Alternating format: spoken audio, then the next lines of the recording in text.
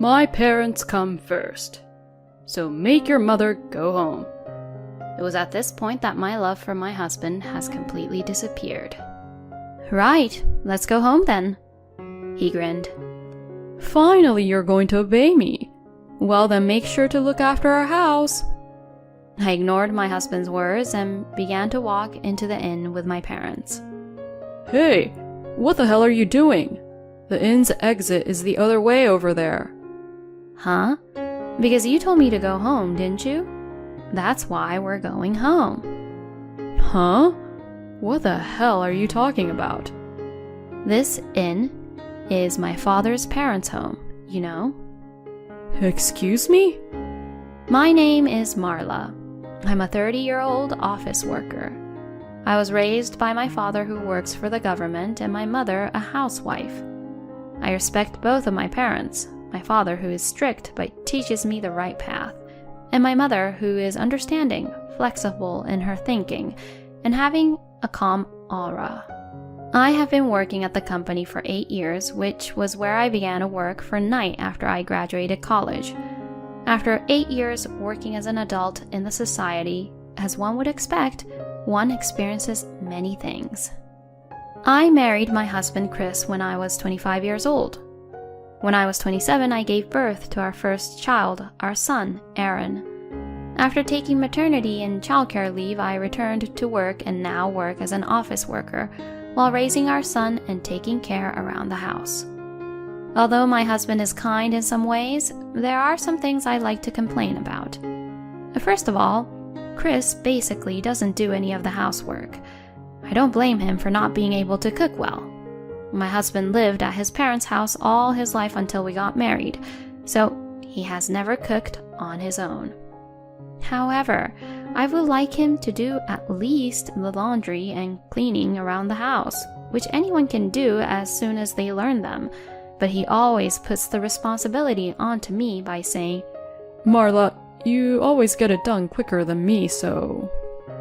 At first, everyone is slow, but as you get used to it, you'll get faster at it too. I would explain that to him, but he would give vague answers and eventually not do it. And around that time, I became pregnant and went back to my parents' home to give birth at a local clinic near my parents' house. I had hoped that while I was gone away, Chris would at least learn to do his own housework during that time. But apparently, my mother-in-law had moved in and taken care of the house chores while I was gone.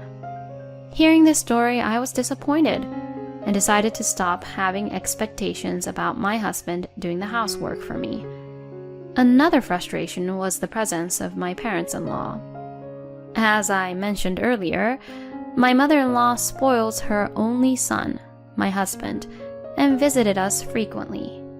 She also seems to think that her adorable only son was taken away by me, his wife, and she would always glare at me. Marla, what is this? What the heck is this dish? Well, obviously it's curry. I know that it's curry. Huh? Then why would she even ask me that question? Where are the meat? Huh? The meat for the curry. You want Chris to eat a curry without any meat? Grill some meat right now. What? But you can't just grill any meat. Make sure you prepare it and grill good quality beef. That's what my mother-in-law would order me to do. We didn't have kids at the time, so the burden was a little less, but it was still difficult on me physically and mentally to hear my mother-in-law say such troublesome things to me, especially after work. Oh, it's curry with meat today. Please eat as much as you like, honey. I grilled lots of meat for you, Chris. Yay! This is the best. Thank you. But I was the one who cooked it, though. My mother-in-law was smiling and serving the food to my husband as if she took credit when I was the one who put all the time and effort into making it. When my husband once said, I'm glad I get to eat a lot of my mom's cooking even if we get married, I indeed snapped at him when it became just the two of us. Your mother says whatever she wants and just only orders me around, but she doesn't actually cook anything, you know? If you say something stupid like that again, I won't cook for you anymore. Okay, I'm sorry. For my husband, he seemed to think that I suddenly snapped at him and was quite surprised at that time. But on the contrary, it seemed to have a positive effect, and after that, when my mother-in-law served food in front of my husband, Chris would also ask, saying, Did Marla cook this? And every time I would reply, yes, I cooked it. Then my husband would say, Marla, your meals are delicious.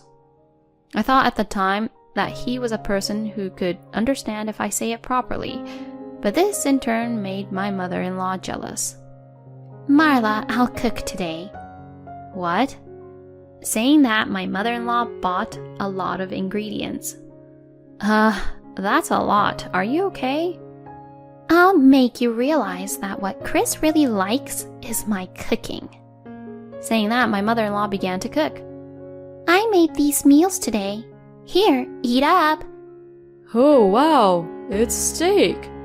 Mom, your steak is really delicious as always. My husband ate it happily.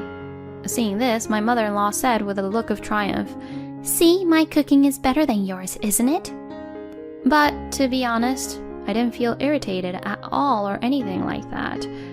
It didn't matter how good my mother-in-law was at cooking, because it was a given that the food was delicious. All of the ingredients my mother-in-law bought were from high-end stores, and the meat for the steaks were quite expensive. I mean, if she bought it from a place like that, it'd be actually hard to make it not tasty. I may have overspent a little though. So Chris, I'm sorry. My mother-in-law would pretend to apologize like that to Chris. My husband, who does not do any housework and doesn't really care about food expenses, said, Oh, it's fine. Marla is managing the household budget. And told me to pay for what his mother bought today. I was astonished when I saw the receipt she gave me. It had cost $200 for just one meal. Not only was the meat expensive, but the caviar for garnish, the organic vegetables, the wine that cost a lot for cooking, and so on. The way she spent the money was just reckless. After that, I decided to try not to spoil my mother-in-law's mood and tried to be nice to her. Then my mother-in-law got into a good mood and stopped causing trouble. But it was still stressful for her to come over to our house so often. Later, after the birth of my son, not only my mother-in-law but also my father-in-law decided to come to visit us frequently too. This boy is going to be a big shot like me in the future. Let's buy him a lot of nice things while he's still young so he can prove his sense of style. My father-in-law would say things like that and buy expensive baby items on his own. When I say, I think something a little cheaper would be fine, he gets angry and won't listen, saying, What if that makes his taste worse? And wouldn't listen to me. I wanted to ask my husband for help, but he was too busy being with my mother-in-law to help me out. My husband, being the insensitive husband that he is, didn't really understand that I was in trouble. When my son was newborn, my father-in-law was still working, so he only came on weekends. But this year, my father-in-law is retiring. If that happens, my father-in-law will definitely come to see my son on weekdays as well. I shudder just thinking about it. Incidentally, this year is my mother's 60th birthday. I wanted to do something for her to thank her for raising me. I wanted to do whatever she wanted. So I went home for the first time in a while and asked my mother, Is there anything you want to do for your upcoming birthday? You don't have to worry about it. You're busy too, aren't you? No way. It's your 60th birthday, so let me celebrate it properly. That's right. Thanks to you, honey, I've always been able to live comfortably. Let me thank you properly at a time like this. My father said that, and my mother laughed in embarrassment. What are you doing, saying something like that out of the blue? What? I was just saying what I was thinking. Seeing my father, who was strict but unintentionally making those kind of comments, and my mother, who was embarrassed, I felt at ease. Oh yeah. Oh, I might have a place I want to go. My mother says so, and I leaned forward to ask, "Oh, where do you want to go?" To your father's hometown. Marla, you were born right after we got married, so we haven't really had a chance to sightsee around. I see. Father, your hometown is known to be a ski resort, right? Yeah, it is. I haven't been back there in a long time, and since it was my hometown, I didn't really go skiing that much. After coming to the city for college, I realized how precious my hometown was. Let's celebrate Mom's 60th birthday with a trip to the ski resort in Father's hometown then. Oh, that's right, Marla. I want the inn we're staying at to be here. Saying that, my mother showed me the screen of her smartphone.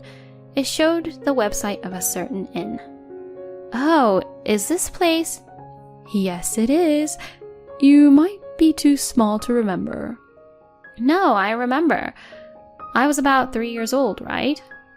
What the heck? We're going on a trip, but you want to stay at the inn here? Yeah, you miss it too, don't you? Well, yeah, I guess so. I have a feeling they'll be so loud when we go there. Well, anyways, I'll make the reservations. At any rate, I'm glad we've come to an agreement about my mother's 60th birthday celebration. I'm going on a trip to a ski resort with my family for my mother's birthday in a month. I told my husband about my mother's 60th celebration. I see. So your mother is already turning 60 years old, huh? Have fun. Yeah, thanks. My husband agreed without any objection at the time, but later on, he suddenly said something outrageous. For the ski resort trip to your mother's celebration, we're going to join you. What? What do you mean we? We, meaning my mom, my dad, and I, will join you all. You know what I mean, right? Now, wait a minute. Why are you deciding that on your own? It's my mom's 60th celebration, okay? You're supposed to at least ask if you can take your parents, right? Even if you tell me that, both my parents are already in the mood for it. The ski resort we're going to stay at is a popular, luxurious inn that's been featured in magazines and on the TV, right? They were saying that it's not fair that you guys are the only ones going to it. Huh? What do they even mean by that? It sounds like they don't even want to celebrate my mom's 60th birthday. It's just that they feel like they're missing out and are trying to force us to go with them too. That's not true. I'm sure they want to celebrate. No, I don't think so. Then if I tell you we're not going on this trip and we're only just having a celebration dinner, will your parents even come to that? And would you even come? Well, that's... My husband's stuttering attitude indicated the answer. See, you all just want to go because of that ski resort. Knowing that, I don't want to take you guys with us. How dare you treat my parents like that? I've been telling you for a while now that my mother is my priority this time. Your parents should learn to be a little more reserved. Excuse me? Are you trying to insult my parents? I'm just telling you the truth. They come over often and were being really rude to me. That's enough. I'm disappointed in you. Since my mom and dad are already ready to go on that trip, we'll stay at the inn on our own. Fine. I see. Then why don't you do whatever you want? And like that, we had a big argument. Then we didn't talk to each other at all for a long time. I mean, there are only about 2 weeks left until our trip, and I don't think my husband can even make a reservation. Well, it doesn't matter to me. And we stayed like that as we welcomed the day of the trip. My husband was getting ready early in the morning with his larger luggage. What the heck? So he was able to make a reservation, huh? I was a little disappointed, but decided that I would never go with him. I got ready to leave as well. We left the house at about the same time and we both got into our own cars.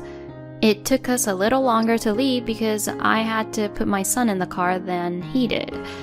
We then stopped at my parents' house to pick up my parents, and then it was off to my father's hometown.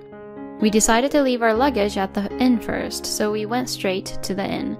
It seemed that my husband and his parents were thinking the same thing, and we saw them at the reception desk first. Seriously? Can't believe we'd meet them here so easily like that. When we arrived at the reception, my husband said something outrageous.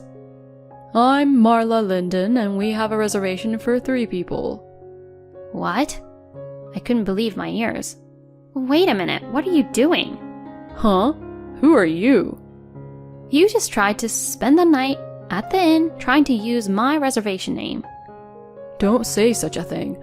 I made the reservation under my mother's name. My husband acted as if he was a stranger to me and said such an outrageous thing. In short, he tried to take away the reservation I had made by making my mother-in-law into someone named Marla Linden. As expected, even my parents were appalled by seeing how my husband acted. I was ashamed that such a man was my husband, no matter how much we were in a fight. The receptionist, a young woman, was bewildered by the trouble unfolding before her. Since we were getting nowhere, I decided to show her my ID. I am the real Marla Linden. The staff member said, "Yes, ma'am. Thank you for presenting your ID card." And they recognized me as their proper guest. Then my husband and in-laws started to make a fuss. Hey, do you want to exclude us that badly? What a terrible wife you are. What a selfish woman you are. My in-laws were making a fuss without having any care in the world who was looking at them. And then my husband says something outrageous. My parents come first, so make your mother go home already. He had tried to stay at the inn by pretending to have his mother be me, and now he was forcing me to give him the right to stay at the inn. It was at this point that my love for my husband had completely disappeared. Right, well, let's go home then. He grinned. Finally, you're obeying me. Well then, make sure to look after our house well. I ignored my husband's words and walked into the inn with my parents. Hey, you! What are you doing? The inn's exit is the other way around. What? You told me to hand over our reservation to you, right? So, we're going home as you asked us to. Huh? What the hell are you talking about? This inn is my father's parents' house, you know? Excuse me? My husband and my in-laws were just speechless. You're kidding, right? This luxurious inn is your father's parents' house? Then a woman in her 60s came out from behind the reception desk. Oh, Henry, welcome. Have you come already? That woman is my father's sister. In other words, she's my Aunt Paula. Hey, Paula. It's been a long time. I just came to drop off our stuff for now. Oh, hello, Paula. It's been a while. Oh, Linda, it sure has been a while. Then, is that beautiful lady over there Marla? Auntie, it's been a while. You've become so pretty. My aunt was a very powerful person, the opposite of my quiet father. Come on, hurry up and carry the stuff now. Beth, please help them. Yes, ma'am. My aunt instructed the woman who was working at the reception desk. Then my aunt looked at my husband and his parents, who were standing there stunned, and called out to them. Oh, have you made any reservations, sir? May I ask your name? My husband and his parents, who had watched our exchanges, could no longer stay at the hotel using my name. But my parents-in-law didn't care. We had made reservations to stay with Marla, you see. That's right. There should have been a reservation for 6 people. I can't believe my parents-in-law would say such things like that. Then my husband started to get in on it too. That's right. And yet, we were told that the reservation was only for 3 people. Isn't that strange? It was your mistake, wasn't it? Shouldn't you have prepared a room for us somehow? It was beyond the disappointment I had for them. They were just doing too much. My father was clenching his fists and was about to snap. Then my aunt stood in front of my husband and his parents and began to apologize. I am very sorry that this was so unpleasant to you all. However, in order to provide the best hospitality, our inn can only accommodate a maximum of 3 people in any room. Therefore, I think that the statement that there should have been a reservation for 6 people is incorrect, sir. My parents-in-law and my husband's faces turned pale. If you are still not convinced by this, I have the recorded data of the voice call when Marla Linden made the reservation. So, if you don't mind, I can check that too if you like. When my aunt said this with a dignified expression, my parents-in-law and my husband flinched and said, We might be mistaken, and left right away. Oh, Auntie, you're cool. I don't know what that was, but I felt like I shouldn't have invited them in. Well, we can't let them stay at our place because it's fully booked to begin with anyways. I see.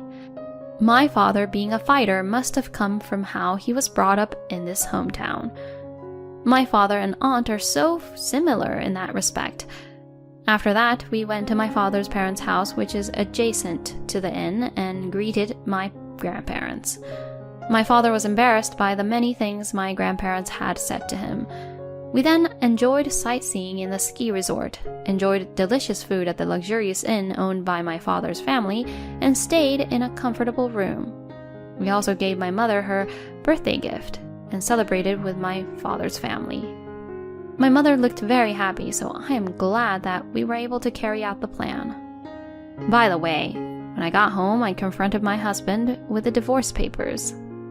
My husband was surprised and angry, but I had my parents there too, so he could not speak strongly to me. My father was very angry about what had happened at that inn and put tremendous pressure on my husband. My husband was completely scared by that and finally signed the divorce papers. Thus, our divorce was finalized.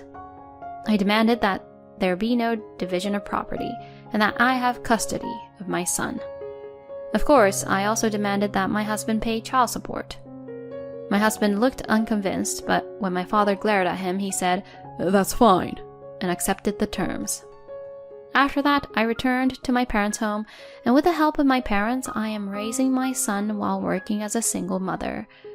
By the way, my ex-husband blamed my ex-parents-in-law, saying, It's you two's fault that I got divorced, and cut off ties from them. Then Chris's mother, who loves her son dearly, blamed her husband, saying, It's your fault that my son is gone, and blamed everything onto Chris's father. Then Chris's father, who felt offended, said, Well then, let's get a divorce. And now they're both divorced too. I didn't think it would end up like that, but it was hilarious, and I think they all got what they deserved. I, on the other hand, am very happy with my family. My mother's room is decorated with family photos taken together to celebrate her 60th birthday, and we talk about going on trips together again. Thank you for watching to the end. Please subscribe to our channel if you like. See you in the next video.